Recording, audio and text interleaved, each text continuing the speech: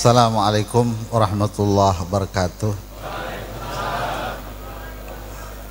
Alhamdulillah wassalatu wassalamu ala Rasulillah Sayyidina Muhammad ibn Abdullah wa alihi wa sahbihi wa man tabi'ahu wa walah.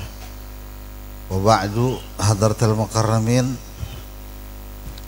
segenap para hadirin hadirat, pemburu berkahnya Rasulullah dan pemburu berkatnya Rasulullah, dan yang saya hormati juga segenap tokoh masyarakat, Bapak RT, Bapak RW, dan juga jajarannya, termasuk tukang gali kuburan. Ada si orang yang tadi sono.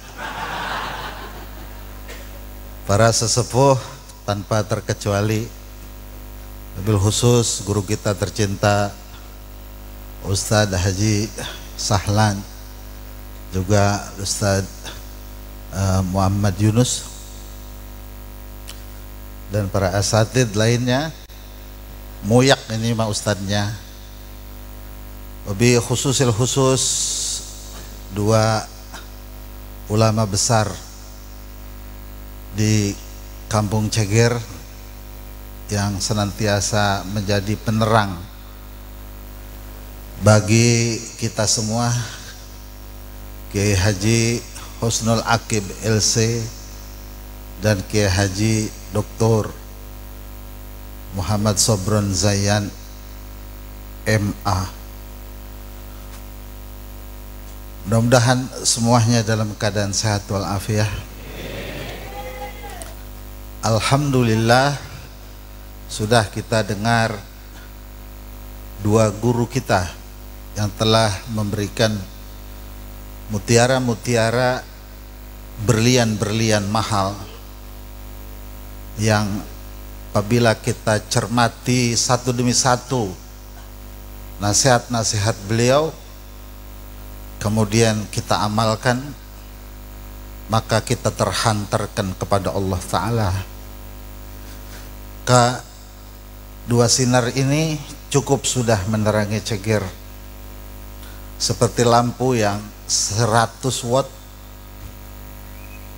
ini ada 200 watt, atau 1000 watt, ini ada 2000 watt, sudah cukup kiranya. Sedangkan saya cuman 5 watt. Ya kan nyasat namanya. Tahun udah terang banget, lu pakai bawa lampu 5 watt yang ora-ora baik gitu. Cumanan tadi saya dipaksa kudu naik juga, ya 5 watt ya 5 watt dah.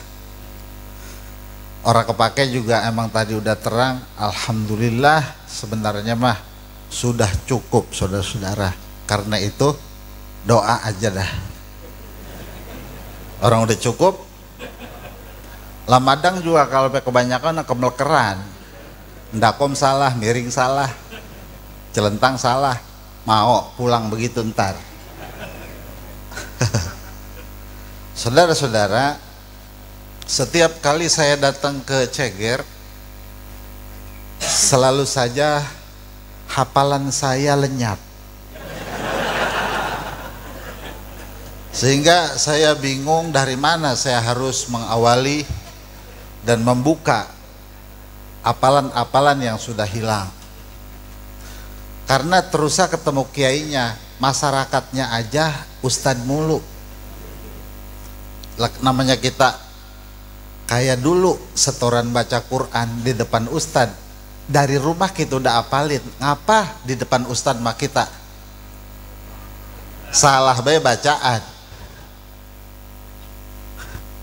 Kita diseblak juga akhirnya sama ustadz kita. Nah ini ibaratnya saya kayak dari rumah udah ngapalin sampai sini gugup gitu. Namanya orang gugup ya maklumin aja dah, emang begini adanya. Saudara-saudara, tadi saya duduk di sana, saya mikir bahan apa yang gue omongin. Di depan saya ngelihat pisang. Ada pisang di depan saya. Ada anggur. Terus ada lengkeng ya. Tuh orang pada ngobrol, saya yang mikirin pisang begitu. Saya mau ambil, mulutnya belum rapi. Ibarat orang kerja bakti mah, masa baru nyampe nyaplok. Ya kan kudu begawe dulu gitu. Mas saya pikirin nih pisang. Begini dah saya kata, ntar mendingan gue ngomongin pisang baik. Anehnya bahan ceramahnya yang saya apalin udah disampaikan sama dua kiai tadi. Pas saya nyampe Ki Sobron, saya kata, ya dia sampein. Udah begitu pikiran saya, Ki Nunu mah ceramah orang tahu kali yang gua apalin. Ujung apalan gua. Begitu jadi ngajong. Dah, saudara, pisang ini ada buahnya, ada pohonnya.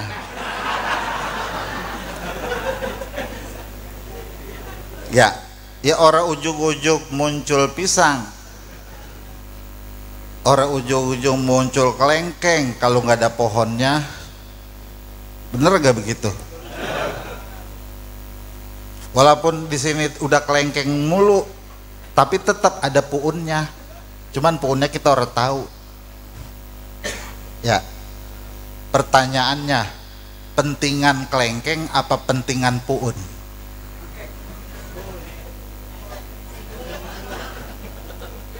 Pertanyaan saya ada dua nih. Pertama, pentingan kelengkeng apa pentingan puun? Ya jawaban pasti berbeda-beda, kan palanya beda. Ya. Pertanyaan kedua, manfaatan kelengkeng apa manfaatan puun? Ada penting, ada manfaat nih. Kalau penting saudara, pentingan puun. Ya, dibanding kelengkeng. Mengapa tanpa puun nggak mungkin keluar kelengkeng? Kalau bicaranya manfaatan kelengkeng dibanding puun. Loh kan puun kelengkeng kita gadoh. Manfaatnya apa? Ya, orang keberasa manis, orang keberasa apa? Maka orang dulu puunan di Ampo. Ya. Jadi pentingan puun dibanding kelengkeng. Namanya ceramah orang udah kehabisan bahan begini. Ya, orang apa ya? Maksudnya apa saudara saya ngomong begini? Biar kapok ngundang saya. Jangan sampai diundang lagi. Kan orang bakal punya pikiran begini. Muludan sih bukan bahan agama diomongin, segala kelengkeng. Itu yang gue maksud. Karena saya mah lampu 5 watt, bukan bangsa kiai. Yang bangsa kiai mah tadi nomor 1 nomor 2. Jadi namanya bukan kiai mah ngomong sebebas-bebasnya. Bener nggak? Orang pakai jaim-jaiman, orang harga dirinya juga enggak. Ya bukan kiai mah kan orang pakai membawa harga diri. Nah, sampai mana tuh tadi? Puun digadoh. Puun kelengkeng saudara, walaupun cabangnya banyak, pongkolnya satu.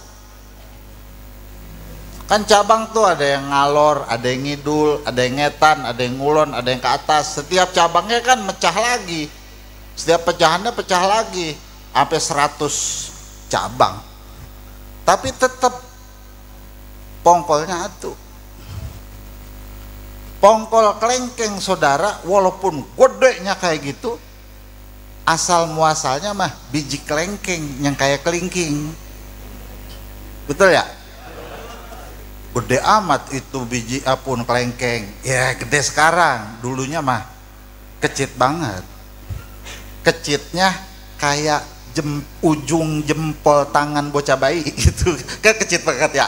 Udah jempol bayi lagi. kecil, saudara. Dari situ asal muasal yang gede mah dari yang kecil dulu. Cuman itu biji kelengkeng yang bisa numbuh itu terbagi dua. Biji kelengkeng terbagi dua. Pakai terbagi dua biji. Ya, pertama biji tua, kedua biji muda. Kalau biji tua mah digeletakin doang tumbuh. Kalau biji muda mah bertahun-tahun kisut. Orang bakalan tumbuh orang bijinya muda. Kalau bijinya tua mah digeletakin doang tumbuh.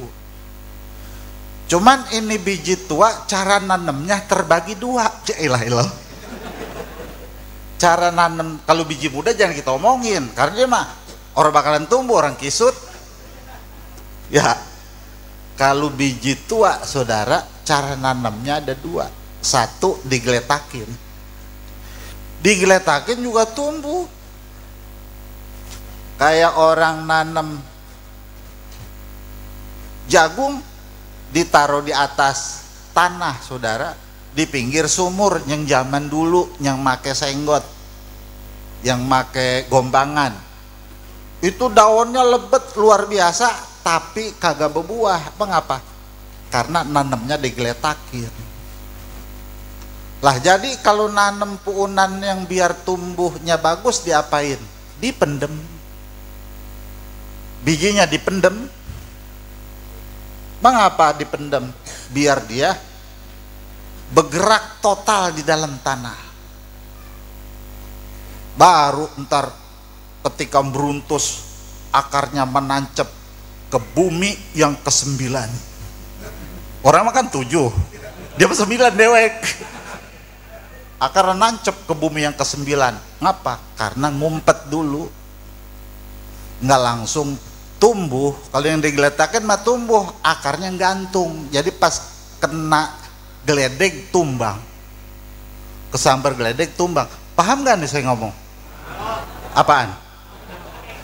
Biji. Itu. Jadi yang maksud saya sampaikan itu adalah biji kelengkeng yang dipendem. Baru tuh keluar akar, baru dia keluar tunas, baru keluar pohon, baru keluar cabang, keker. Tupunan saudara ditaikin bocah berapa biji orang sempal. Mengapa? Karena akarnya nancep jauh ke dalam. Sebab waktu nanamnya mendem. Begitu. Jadi apa yang tampak itu sebenarnya mah berawal dari sesuatu yang tersembunyi. Cabang-cabang yang mengeluarkan buah yang jadi manfaat, yang dijual di pasar-pasar, yang dibeli sama orang muludan, yang apa yang geletak di depan kita, itu kelengkeng. Asal muasalnya mah biji yang kependem. Begitu. Paham gak tuh? Ngapa? Ini orang mau belajar tani. Ya namanya 5 watt. Dah. Begini saudara, orang bicara tentang Nabi Muhammad ada yang di bibirnya, kayak nanem kelengkeng di atas tanah, kedorong air, ketiup angin, bakal ngelinding, kagak bakal tumbuh dan kagak memunculkan cabang dan buah. Orang nanamnya di atas. Bicara tentang Rasulullah yang para nabi aja segen, malaikat Ijrail aja berhitung mau ketemu geged malaikat Ijrail. Kalau kita kan dicabut-cabut baik, bocah mana lo? Beres. Malaikat Ijrail 3 hari 3 malam nungguin depan rumah. Gua cabut kagak, suul adab kagak, suul adab enggak. Emang perintah Allah, tapi siapa ini yang dicabut? Gua ngeri. Malaikat itu ngeri. Terlalu agung, terlalu besar kemuliaan Rasulullah. Yang kita uber-uber mati husnul khotimah. Diuber-uber enggak itu? Dipengenin enggak? Itu sababnya Rasulullah. Kalau orang suul khotimah di dalam kuburnya menjadi taman surga, nggak ada taman surga tanpa Rasulullah. Yang kalau orang udah ketemu taman surga, dia akan masuk ke surganya. Ya kan orang mah kalau mau ke taman, mau ke istana, di taman dulu mainnya. Emang udah langsung ke dalam, main dulu itu di taman, baru ke surga. Itu surga itu sebab Rasulullah juga. Yang kita ngaji kan begitu. Ini yang saya omongin yang ke1000 kali disampaikan sama para guru-guru. Ada yang ngata gini, dengar, ya pening itu juga, gitu. Ya namanya 5 watt. Dah saudara. Jadi ada orang yang bicara tentang Nabi Muhammad di bibirnya, enggak dipendem di dalam hati itu Muhammad Rasulullah. Ada yang bicara tentang Muhammad Rasulullah itu mendem di dalam hatinya. Beda tumbuhnya, beda keluar akhlaknya, beda keluar ibadahnya, beda pengetahuannya, beda sir kata-katanya, beda nur dia punya ilmunya, beda dia punya keberkahan daripada ibadah-ibadah dan ilmu pengetahuan di dalam diri saudara. Dan itu konsumsi kita semua sebagai umat Nabi Muhammad. Buat ustadz kali belum tentu, buat kiai doang kali enggak tentu juga. Bisa jadi orang yang kita bilang gembel, dia yang paling merindukan Rasulullah. Hak semua umat. Makanya saudara, dalam kitab Al-Fawaidul Mukhtarah, Al-Habib Zain bin Ibrahim bin Smith, beliau itu katakan bahwa Nabi itu paling merindukan umat-umatnya yang awam. Mengapa begitu? Sebab orang awam mah ngerumasa, nggak punya ilmu, nggak punya amal. Ama Nabi itu ngerumasa. Orang kalau ngerumasa saudara susah ngatanya. Orang kalau ngerumasa mah begini merengket. Apa yang mau disombongin? Emang ibadah kagak ada, ilmu kagak ada. Pergi haji juga bawa dosa doang. Umroh datang ke depan Nabi, ya Rasulullah, anak tidak bawa amal karena anak ahli maksiat. Anak tidak bawa ilmu karena anak tukang ojek. Boro-boro mau ngaji, anak juga nolih pada nangis. Mau jajan noro punya duit. Mana anak udah 3 biji kacak setahun atu. Pala udah pada korengan begini mau ngaji. Umroh saudara di depan makam Nabi, enggak ngerasa punya ilmu, enggak punya amal. Rumasa. Orang kalau rumasa tuh ngerendah saudara. Itu yang Nabi suka. Mendalam dia kepada Nabi. Ama Rasulullah dalam sekali. Bukan haknya kiai,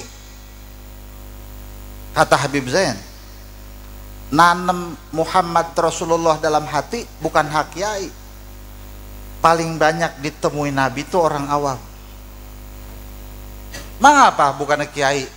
Kadang kiai itu ada ujubnya dengan ilmu, harta dan ibadahnya.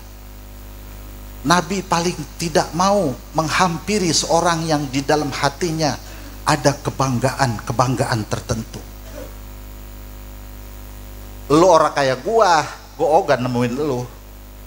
Gua mau orang begitu walaupun jadi Nabi juga. Lu ngapa baru punya ilmu cuman sekepel, lagu lu udah kayak seumbuk. Paham tuh ya? Tuh kadang-kadang kata Habib Zain, Nabi nggak nemuin orang-orang saleh, orang-orang alim maksudnya. Tapi kalau orang alim plus dia rumasa, oh top. Tapi ada ilmu, tapi bisa ngimbangin hati, lulus di dalam hatinya. Rasulullah paling demen, ini yang menjadi kekasihku. Ini yang kumaksud daripada umatku. Berlian di antara semua yang ada. Dia yang menjadi penghubung antara umat dan Nabi Muhammad. Dia yang ucapan-ucapannya mengikat hati manusia kepada Rasulullah. Kenapa? Kerumasaannya yang tak merasa punya apa-apa, sehingga menyentuh relung dalam kuburnya Nabi Muhammad, memancing ruh yang suci untuk mengenal dia, melewati jarak yang amat jauh dan rentan waktu yang tak terbatas. Beratusan tahun juga kecium aja sama Nabi. Walau zaman segini saudara, nggak terhalang orang untuk bisa mimpi dengan Rasulullah, karena dia punya hati teramat terikat dan dekat, karena dia tanam Muhammad Rasulullah di dalam hatinya, bukan di bibirnya. Mudah-mudahan kita yang nggak bisa ngomong apa-apa, tapi di hati kita tetap ada Nabi Muhammad. Ngomong nggak jaminan, jangan dikira saya ngomong saya lebih dari saudara. Sebab rubba sami'in au amin muballighin, kata Nabi, banyak orang yang denger tapi dia nggak bisa ngomong, tapi hatinya lebih cerdas dari orang yang bicara. Kelihatannya doang saya kayak orang rada semenggahan dikit, bisa jadi lebih semenggah saudara-saudara. Mudah-mudahan begitu. Amin ya rabbal. Aus juga ini. Ini air putih bukan kopi. Manangka rokoknya. Paham gak tuh? Apaan? Biji kelengke.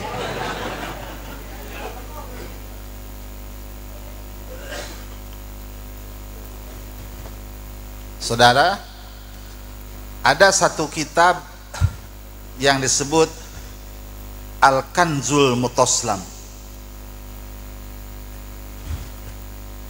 Di situ diterangkan tentang seorang ulama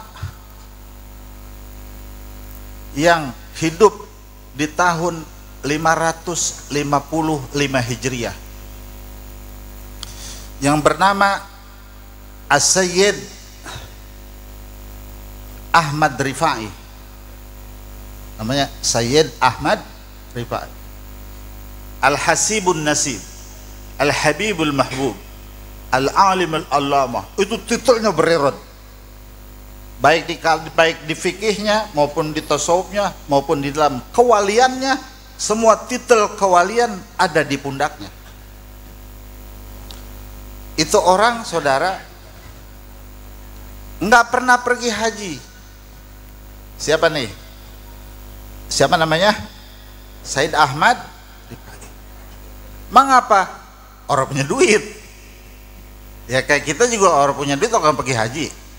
Ya, ngumpulin udah setahun kepake gitu. Iya orang pergi-pergi. Yang pergi mah tetapi yang kaya-kaya juga. Yang modal kayak kita mah tapi orang pergi-pergi. Ngumpulin duit saudara. Ulama besar. Jadi kalau ngajar dia, yang hadir tidak kurang dari 5.000 orang.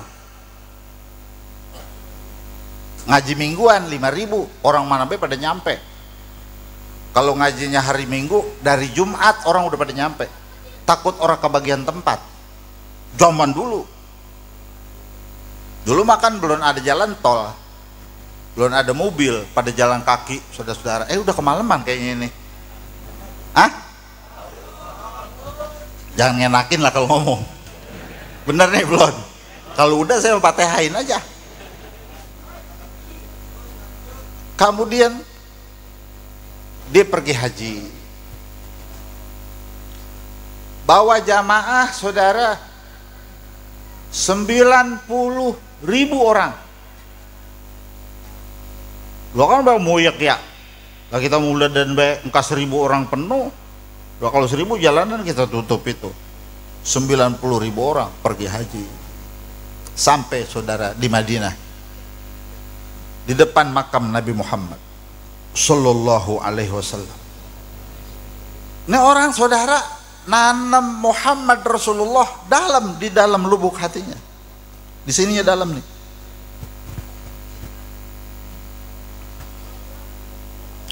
Di depan makam Nabi dia menyampaikan salam.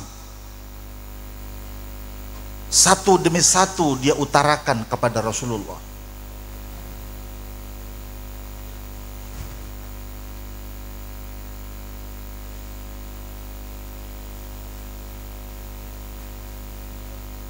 Diem aja ini.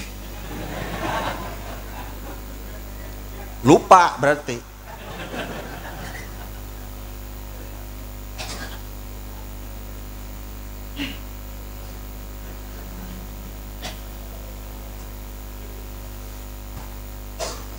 Di itu tempat saudara dia katakan,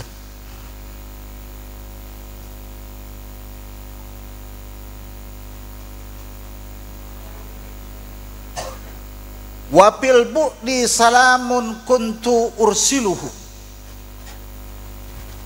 watan kulul ardu anni wahyana ibuni.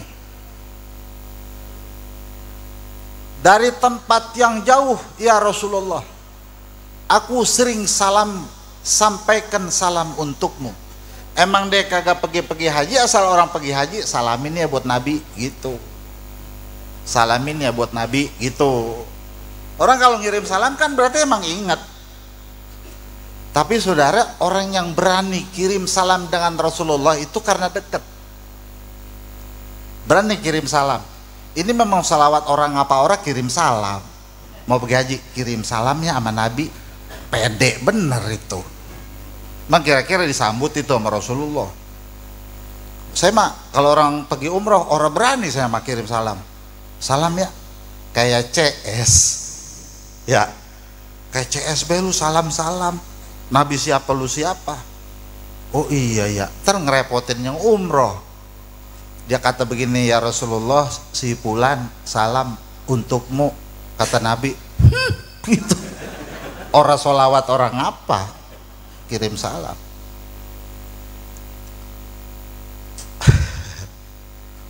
Watun kilul ardu anni wahyana ibati.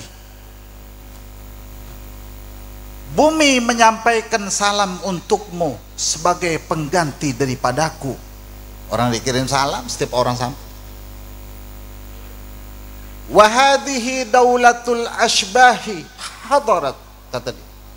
Hari ini ya Rasulullah, jasadku sudah ada di hadapanmu. Pamdud yaminaka kainahdha bihi syafati. Ulurkan tanganmu agar ku dapat mencium harumnya tangan muliamu ya Rasulullah. Itu saudara, saat dia katakan itu, keluar tangan Nabi Muhammad dari kuburnya. Apa kata Rasulullah? As-salatu wassalamu alaika ya waladi.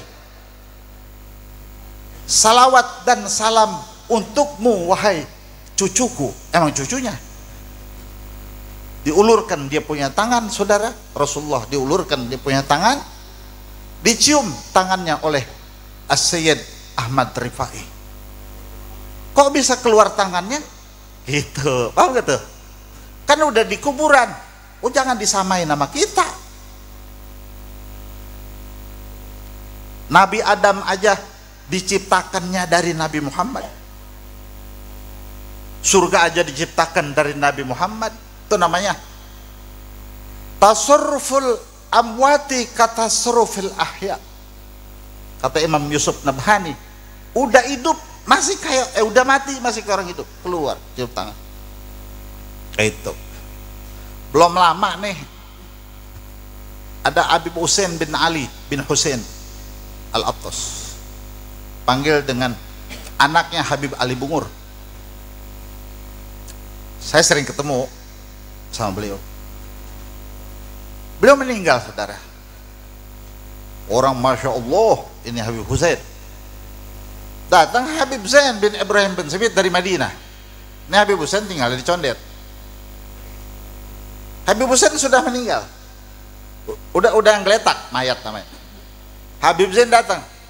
Saat Habib Zain datang, dia bilang, ya Husain, kif halak, bagaimana keadaanmu Husain? Ngobrol sama Husain. Jadi Habib Husain udah meninggal, saudara. Habib Zain ngobrol sama orang udah meninggal, bisa kongko. Kan orang meninggal jasadnya, ruhnya kan kagak meninggal. Jadi dia bisa bicara bahasa ruh dengan ruh bicara. Tak tak tak tak tak. Siapa kata itu saya?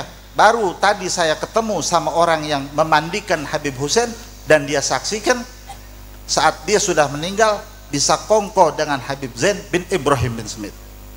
Lo kan yang goro sama saya. Baru tadi kongkonya saya sama yang mandiin.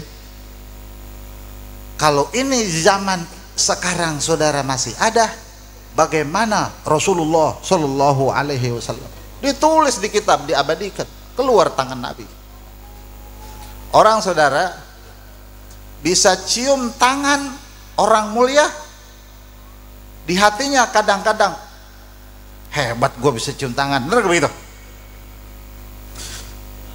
Itu orang lagi segitu banyaknya ane cium tangan Habib, diusap-usap pala anak, pakai diludahin anak, pakai didoain, bangga, pulang udah kayak kiai lagunya, padahal dipegang Habib doang. Itu namanya orang yang ketemu orang saleh tapi dianya menjadi toleh. Saya ulangi, itu namanya orang yang ketemu orang saleh tapi dianya menjadi toleh, bukan soleh. Ketemu orang mulia, dianya jadi takabur, dipoto dah tuh, di share, ditaruh di status, aku beserta guruku tai leding. Guruku ngaji kagak, lu udah guru aja. Khatam kitab apa? Lulus ilmu apa? Baru ketemu 2 kali udah guruku. Emang dia ngaku engkau adalah muridnya? Kan lu doang yang ngaku. Kadang begitu saudara, dibuat tekebur. Gurunya soleh, muridnya toleh. Seperti malaikat Jibril punya anak asuh bernama Musa Samiri. Tetap aja walaupun babanya malaikat, anaknya mah blegedemen gitu. Tentu ya, orang bener juga karena tidak memahami bagaimana dekat dengan orang-orang soleh. Mestinya kesolehannya yang pindah kepada kita, bukan menjadi ujub, bangga, ria, berdekatan dengan orang-orang mulia. Itu. Lah jadi nggak boleh berguru, boleh senyap, senyap saja. Ketemu orang mulia, senyap. Kalau kita tampak-tampakan, nanti kita akan menjadi takabur. Akhirnya berkah yang mestinya turun, tapi bala batiniah yang ada di dalam hati kita hancur dari dalam, saudara, dengan ketakaburan gitu. Nah ini Imam Ahmad Rifai, saudara, awas, waspada. Yang aneh cium bukan tangan Habib, bukan tangan Kiai, bukan tangan Nabi abal-abal. Ini Rasulullah yang aneh cium. Buru-buru dia bersikap. Yang menyaksikan saat dia cium tangan dengan Nabi serta mendengarkan ucapan Rasulullah ketika Nabi katakan assalatu wassalamu alaika ya waladi, disambutnya begitu. Kita mau waalaikumsalam dah gitu kira-kira. Itu 90.000 orang yang ikut dengan Imam Ahmad Rifai, semuanya dengar suara Rasulullah. Bukan beliau dong satu nih. Kalau di Mediin mah kan dewa kita ya. Pernah di Mediin nggak? Dulu pulang nonton film Noeng. Yang apa udah mau subuh? Ya. Yang film robot. Yang pulangan dutur duit.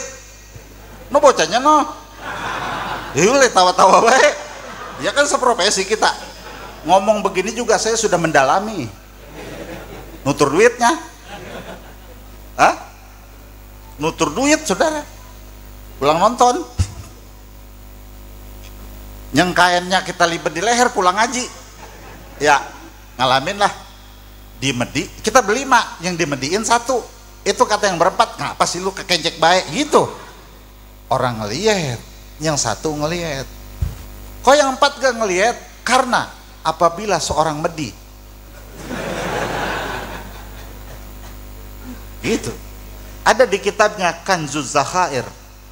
Bila seorang medi menampakkan dirinya, maka dia berkurang kekuatan batiniahnya. Makanya medi nggak berani nampakkan diri. Dia biasanya gitu doang. Kalau dia tampakkan, ilmunya kurang. Kayak yang ngelihat cuma satu doang. Mudah-mudahan pulang kita bedi-bediin, amin. Ya kan? Akhirnya kita ketakutan dewek. Padahal dia juga takut sama kita. Kalau kan itu untuk menampakkan tubuhnya, dia perlu kesungguhan dan keseriusan sampai kelihatan. Seperti orang yang nampak begini, dia bisa memasuki alam ruhani, bisa paham tentang ruhaniah itu, dia harus mengorbankan jiwa raganya. Gitu. Medi juga sama, dia mau keluar ke alam zohir begitu. Nabi mah udah biasa, mau alam masuk, alam luar, alam udah biasa begitu. Cuman Syed Ahmad Rifai saudara peka, waduh bisa takabur nih anak. Itu dia panggil saudara muridnya yang 90.000. Saudara-saudara sekalian yang ikut dengan aku ziarah kepada Nabi, ketahuilah oleh kalian semua bahwa sesungguhnya di antara kalian yang paling hina adalah aku. Maka saat ini tolong aku baringkan tubuhku di atas tanah ini dan injaklah satu demi satu akan kepalaku. Dan melepak saudara, 90.000 muridnya suruh nginjak kepala Imam Ahmad Rifai, diinjak semua. Ngapa? Takut takabur. Jadi udah mendem Nabi di dalam Nabi Muhammad, di dalam hatinya Rasulullah sudah terpendam. Berbuah saudara keberkahannya, manis dia punya rasanya. Orang lain bisa ikut menikmatinya. Segala ilmu yang dia punya mendapatkan keberkahannya. Orang-orang dari mana-mana bisa mencicipi daripada rahasia-rahasia yang ada di dalam sir ilmu pengetahuan sebab bersambung kepada Rasulullah. Sehingga akhirnya dia khawatir kalau dia jadi takabur. Buat nyelamatin diri, injak kepala saya. Padahal injak tuh begitu. Paham tuh ya? Nah kita mah ketemu Ustadz doang juga pulang. Nih gua salah rumusannya. Mesti ketemu orang-orang soleh semakin merunduk, bukan mencongkakkan diri. Baru berkah ulama turun, baru berkah guru pada turun. Itu dituliskan dalam Al-Kanzul Mutaslam, saudara-saudara, agar menjadi etibar bagi kita semua. Nah, kita bagaimana yang kagak bisa memberi salam Nabi tangannya keluar? Nah, kita mah sapa gitu kan. Tapi ada Imam Ali Uraidi, dia sholat berjamaah, kalau dia bilang assalamu alaika ayyuhan nabiyyu wa rahmatullahi wa barakatuh, Nabi jawab salam wa alaikassalam ya Syekh Ali Uraidi. Dia cerita sama temennya, gua kalau sholat Nabi jawab, kata temennya begini, ya ilok ya gue be ora gitu. Ya asalnya bahasa Arab, cuman kita bahasa cegerin kan jadi ilok. Ya kalau orang percaya mah ngikut sama gue besok. Itu bilangin orang kampung mah, gua yang saudara penuh orang pengen denger suara Nabi. Jadi imam nih, Imam Ali Uraidi, Allahu Akbar sampai at-tahiyat, barakat. Assalamu alaika ayyuhan nabiyyu.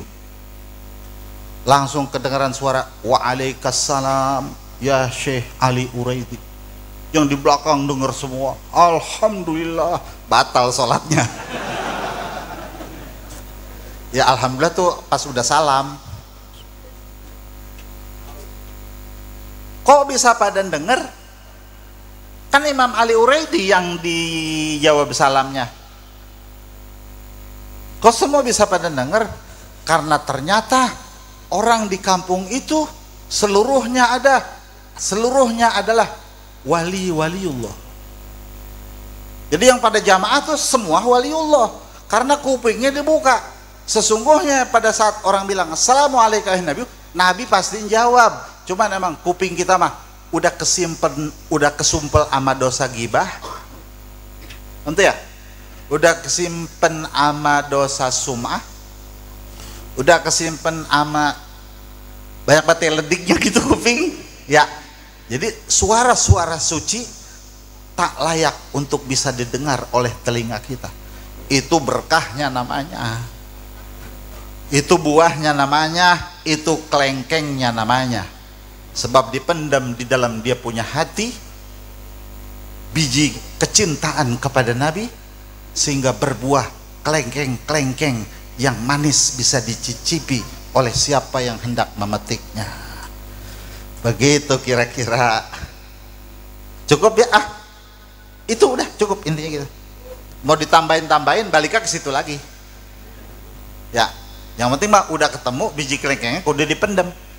Kalau lagi mendem jangan cerita-cerita sama orang. Kata Imam Ibnu Athaillah, idfin jasadaka fi ardil khumul. Pendamlah tubuhmu dalam tanah kesucian. Kalau beramal baik, orang terus pada tahu. Terus saregag apa be selfie, apa be status. Kerja bakti doang di jalanan status. Makan gorengannya 20, megang pacul doang foto, tai leding gitu. Paham ya? Rahasiakan dirimu. Fa inna ma nabata mimma lam yudpan la yahsunu natajuh. Karena setiap biji yang tidak dipendam, maka buahnya tidak akan nikmat. Kata beliau, setiap biji yang tidak dipendam lebih dahulu, buahnya nggak bakal gurih. Jangan apa bedi kongkoen diceritain berupa hal-hal kebaikan, dipendam di dalam dia punya jiwa. Rahasiakan hal-hal yang rahasia. Jangan apa bedi kata istilahnya. Lu tahu nggak gua tadi? Ketemu sekali doang, ceritanya udah kayak seminggu. Nanti ya sudah. Hal-hal yang lain akan kembali kepada rumusan itu. Mudah-mudahan maulid kita malam hari ini menambahkan kecintaan kita kepada Nabi di lubuk hati kita, bukan di lidah kita, bukan di bibir kita. Menambahkan ketakziman kita kepada Rasulullah, bukan di ucapan tetapi di dalam hati kita. Biar itu tertanam, kemudian berkahnya menyebar ke dalam darah daging diri kita, kemudian menjadi sebab keberkahan hal-hal yang terkait kepada kita semua. Begitulah saya sampaikan. Mohon maaf segala hal-hal yang tidak berkenan dan kurang. Wassallallahu ala sayyidina Muhammadin nabil ummi wa alihi wasallam. Assalamualaikum warahmatullahi wabarakatuh.